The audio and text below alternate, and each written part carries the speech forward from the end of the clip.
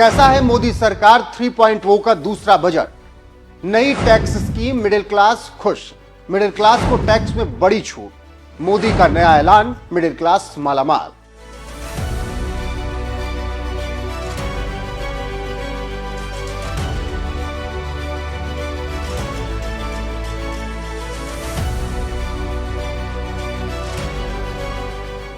नमस्कार, मैं हूं आपके साथ रोहित और आप देख रहे हैं एनएफ न्यूज। हर बार बजट में राहत की उम्मीद लगाए बैठे मिडिल क्लास वर्ग का इंतजार इस बार खत्म हुआ। मोदी सरकार के तीसरे कार्यकाल के दूसरे बजट में मिडिल क्लास के लिए खुशियों का खजाना खोल दिया गया।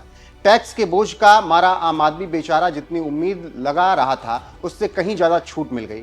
अब 12 लाख तक की इनकम पर कोई टैक्स नहीं होगा। जी हां, वित्त मंत्री निर्मला सीतारमण ने बजट में बड़ा ऐलान करते हुए टैक्स पेयर्स को बड़ी राहत दी है। I am now happy to announce that there will be no income tax payable up to income of 12 lakh rupees.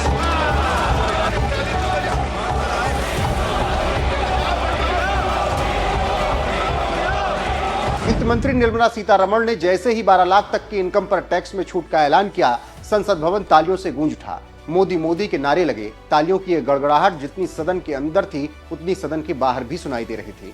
जो आम आदमी नए टैक्स की आशंका से घिरा हुआ था, डरा हुआ था, उसका चेहरा नए टैक्स स्लैब के ऐलान के साथ ही खिल गया। वित्त मंत्री की इस घोषणा के बाद टैक्स पेयर्स को सीधा फायदा अब होगा।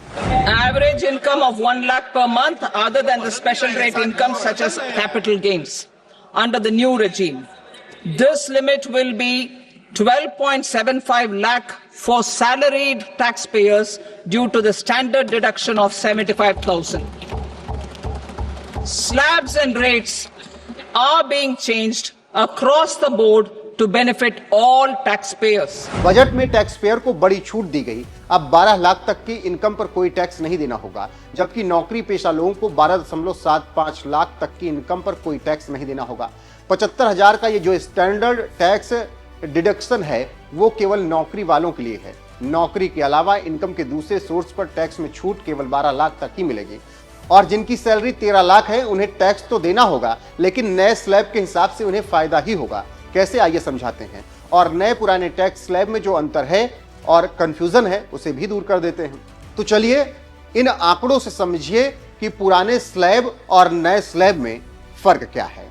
0 से 3 लाख 0% टैक्स, नए स्लैब में 0 से 4 लाख 0% टैक्स, पुराने स्लैब में 5 से 7 लाख 5% टैक्स, नए टैक्स स्लैब में 4 से 8 लाख तक 5% टैक्स, पुराने स्लैब में 7 लाख से 10 लाख तक 10% टैक्स, नए स्लैब में 8 से 12 लाख तक 10% टैक्स, 10 से 12 लाख तक पुराने स्लैब में 15% टैक्स, नए टैक्स स्लैब में 12 से 16 लाख तक 15% टैक्स, 12 से 15 लाख तक पुराने स्लैब में 20% टैक्स, नए स्लैब में 16 से 20 लाख तक 20% टैक्स, पुराने स्लैब में 15 लाख से ज्यादा 30% टैक्स, नए स्लैब में 20 से 24 लाख तक 25% टैक्स और 24 से ज्यादा पर 30% टैक्स। यहां पहले और अब के टैक्स स्लैब पर हमने नजर डाली, जिसमें यह तो साफ हो गया कि नए टैक्स पॉलिसी के हिसाब से 12 लाख तक के इनकम तक वालों को 1 भी रुपया टैक्स नहीं देना होगा।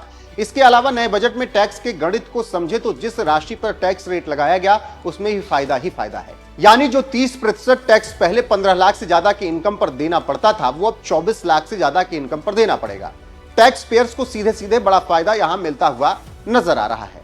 टैक्स में छूट से कितना फायदा? 8 लाख रुपए तक इनकम है तो 30,000 तक का फायदा, 9 लाख तक की इनकम है तो 40,000 का फायदा, 10 लाख तक की इनकम है तो 50,000 का फायदा, 12 लाख तक की इनकम पर 80,000 का फायदा, 18 लाख तक की इनकम पर 70,000 का फायदा, 20 लाख तक की इनकम पर 90,000 का फायदा, 24 लाख तक की इनकम पर 1,10,000 का फायदा। हालांकि अभी भी कुछ लोगों के मन में नए टैक्स स्लैब को लेकर कंफ्यूजन है। कंफ्यूजन ये है कि जब 12 लाख की इनकम तक कोई टैक्स नहीं है तो 4 लाख से ज्यादा की इनकम पर नए स्लैब में 5% टैक्स क्यों दिया हुआ है। दरअसल इसका सीधा सीधा मतलब टैक्स की गणना से है, यानी 12 लाख तक की छूट की गणना इसी स्लैब के हिसाब से होगी। दरअसल सरकार इनकम टैक्स एक्ट 87A के तहत रिबेट देती है। नए टैक्स स्लैब में ये रिबेट 60,000 तक है, यानी 12 लाख की इनकम पर बनने वाला 60,000 का टैक्स अब रिबेट के तहत शून्य हो जाएगा। पीआईबी के इस चार्ट से भी हम समझ सकते हैं कि अगर किसी की इनकम 8 लाख रुपए है तो मौजूदा स्लैब के मुताबिक उसे 30,000 टैक्स देना होता है, जबकि नए स्लैब के हिसाब से 20,000 रुपए लेकिन यहां मिल जाएगा रिबेट का फायदा। ये एक तरह का मार्जिनल रिलीफ है। हालांकि जहां सरकार की कोशिश आम आदमी को राहत देने की रही है, वहीं विपक्ष ने इस पर भी सवाल उठा दिए। विपक्ष के नेता और कांग्रेस सांसद राहुल गांधी ने कहा, यह बजट अरबपतियों को ध्यान में रखते हुए बनाया गया है। आज बजट पास हुआ, पेश हुआ, उसमें आप देखिए बजट का पूरा का पूरा लक्ष्य 25 लोगों को फायदा पहुंचाने का। आपको थोड़ा सा दे देंगे, कह देंगे भैया ये लो थोड़ा सा टैक्स माफ कर लेंगे, मगर अगर आप बजट का लक्ष्य देखेंगे तो हिंदुस्तान का धन 20-25 अरबपतियों को देने का है।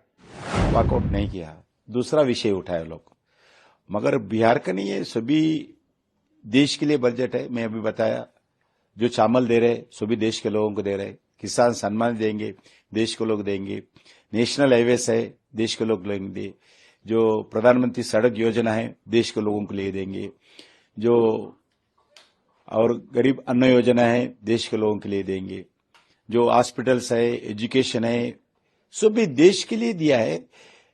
बिहार के 1-2 स्कीम एडिशनल दिया होगा, क्योंकि लास्ट ईयर हमारा तेलंगाना को जो टर्मरिक बोर्ड किया है, अभी तेलंगाना के ज्यादा फायदा होता है, तेलंगाना, महाराष्ट्र, मध्य प्रदेश।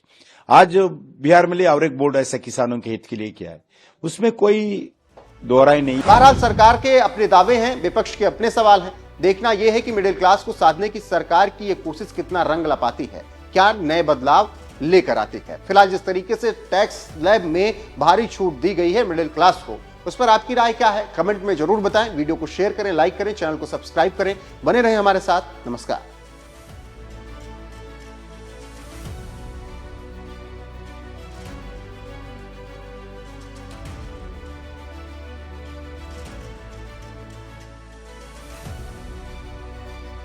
ये अलग अलग समय पर अलग अलग होता है। इससे पहले हमारा तेलंगाना को टेक्सटाइल पार्क मिला, इंडस्ट्रियल हब मिला, रीजनल रिंग रोड मिला, दूसरे प्रांतों में नहीं है, ऐसा हमारा को मिला है।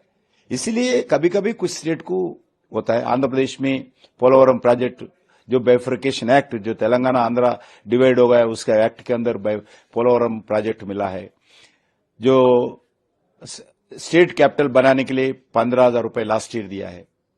ऐसी समय समय पर स्टेट्स को देते हैं। हमारा भी बहुत खुशी की बात है, हमारे पास नेशनल हाईवेज बहुत बड़ा धूमधाम से काम चल रहा है। लगभग अभी आज तक इस 10 साल में 1,20,000 करोड़ रुपए नेशनल हाईवेज के लिए तेलंगाना जैसे छोटे स्टेट को खर्च किया है केंद्र सरकार, और लगभग 40 railway station at A time redevelop कर रहे हैं। पूरा एयरपोर्ट के जैसा रेलवे स्टेशन विकास कर रहे हैं, और रेलवे नेटवर्क बढ़ रहे हैं, नए नए ट्रेन बढ़ रहे हैं, वंदे भारत ट्रेन बढ़ रहे हैं। उसके साथ साथ तो पूरा 100% इलेक्ट्रिफिकेशन हो गया। आने वाले दिन में आंगनवाड़ी सेंटर्स को डेवलपमेंट करने वाला है। आने वाले दिन में जितने भी गवर्नमेंट हाई स्कूल्स है, वाईफाई स्कीम्स देने वाला है। जितने भी प्राइमरी हेल्थ सेंटर्स है, जो उसको नेटवर्क के द्वारा, भारत नेटवर्क के द्वारा कनेक्टिविटी करने वाला है। क्योंकि जो हर गांव को ग्राम पंचायत के विकास के लिए, इंटरनल डेवलपमेंट के लिए फाइनेंस के कमीशन के द्वारा पैसे आने वाला है। और हर कोई ऐसा एक स्कीम नहीं है, कोई स्टेट को नहीं है, सभी स्टेट्स को विकास